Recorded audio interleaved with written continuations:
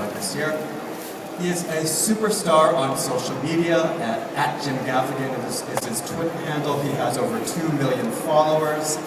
He's an actor with several TV series behind him. He's acted in big budget movies and indie films, and we were just talking backstage about his stint a couple of years ago in the Pulitzer Prize winning play That Championship Season. And he is also a New York Times best-selling author. Last year he published a hilarious and very honest account of his family life. He is married to a woman named Jeannie, and he has 5 children, and they live in a 2-bedroom New York apartment. The book was called Dad is Fat. It's out in paperback now. And now, just in time for the holiday binge season, comes Food, A Love Story, which chronicles his lifelong obsession with food, which, if you're a fan, you will already know about. So please welcome Mr. Jim Gaffigan.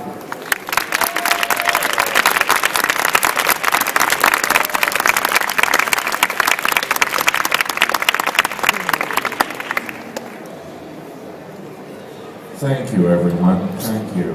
Thank you. I'm just going to stand. Thank you, Glenn. Thank you for being here. Thank you for this book.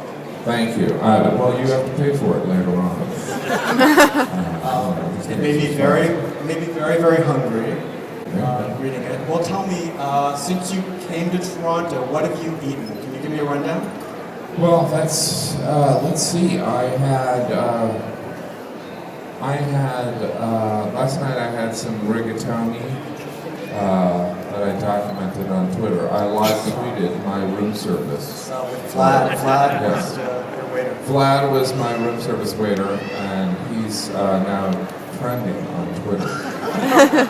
And then so I had that. I had a little salad. It caused a bit of an outrage among my Twitter followers that I had a salad. It was a big salad too. Yeah, it was a fancy bowl. You know, one of those sideways bowls that was just unnecessary. And then I woke up. I don't believe in breakfast. I don't eat breakfast. But at lunch I had a pea meal bacon sandwich from St. Lawrence. It was amazing. It was amazing. Thank you. I didn't make it, but it was. Sir, thank you for showing up. Who is that little kid over there? Is that a runaway? Yeah. All right, good. All right. And then I did the show. Is it the Chat or the? The Social. It was a great show. I loved it. I couldn't remember the name of it. And but I've been eating. A lot of places have been offering me potato chips that are ketchup flavored. Yes. You don't have that in the States. No, we don't have that. You know, it's like. But that, you know, it's funny because a lot of Canadians are like, you don't have the potato chips with ketchup on it. I'm like, well, that's not like something to brag about, really.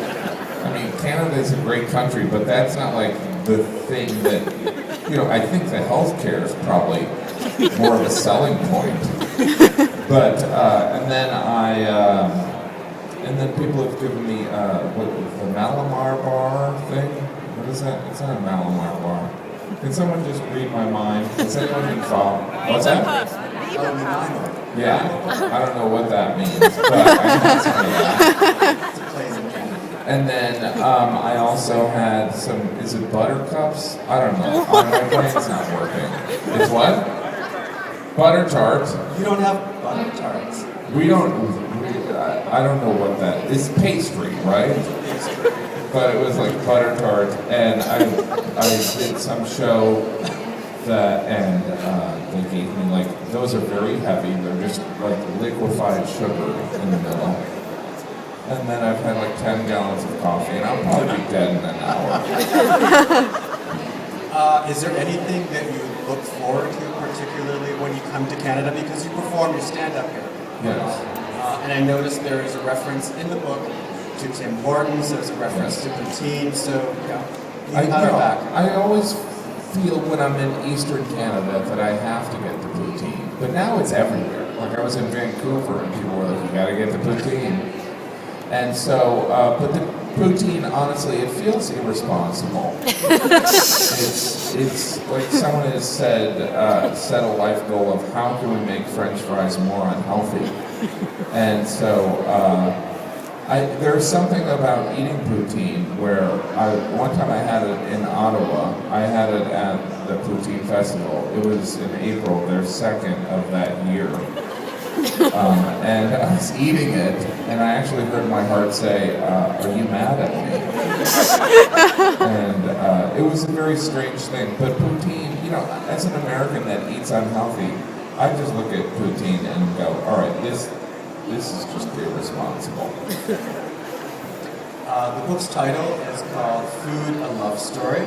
So tell me, was it love at first bite? Were you always obsessed with food, like from as a kid? I think I never really, I mean, I didn't come from a family where, you know, my mom or dad were chefs. I mean, my dad essentially burnt steaks. That was his thing. But I think that food was something that I grew to love. And it was an incredible outlet for comedy.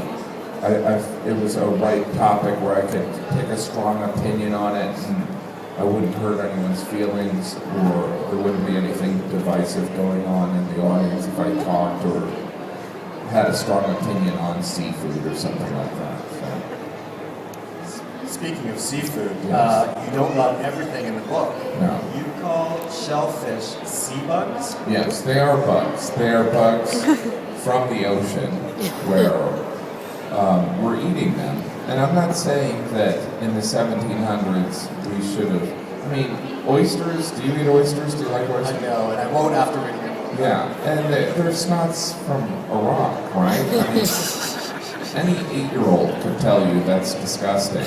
But there's something about seafood in general where I feel like the more and more I've come up with jokes about seafood or shellfish, the more it's kind of turned me off to it. Like, I mean, shrimp or prawns, they're really just cockroaches of the ocean. Right? And crabs, that is the name of a sexually transmitted disease. And they're disgusting. Little kids, don't smoke crack and don't eat shellfish. There's one thing. And stay in school. Do me a favor, stay in school. What about like fruits and vegetables? Not a fan.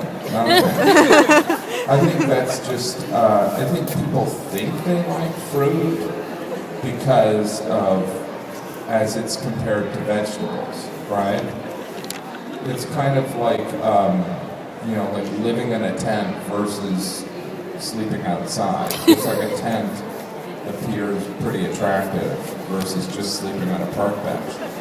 But do you want to live in a tent? I don't know if this is making sense. But I'm not a fan of vegetables or fruit. I'll eat them, but I think most vegetables, like, do you like vegetables? Yep. All right. Now, does that vegetable involve butter or salt? Sometimes, like Blend? corn on the cob. Yes. Remove the butter. Remove the salt. Dressing. Is it still good? No. No, it's not. I think we've learned something. You're living a lot. No. So vegetables, I think, we're supposed to eat them. Kids, eat your vegetables. I'm just kind of, and Santa's a great guy. But I think that vegetables are relatively disgusting and unsatisfying. Now you single out one particular vegetable that's very trendy. Yes. Kale. Kale.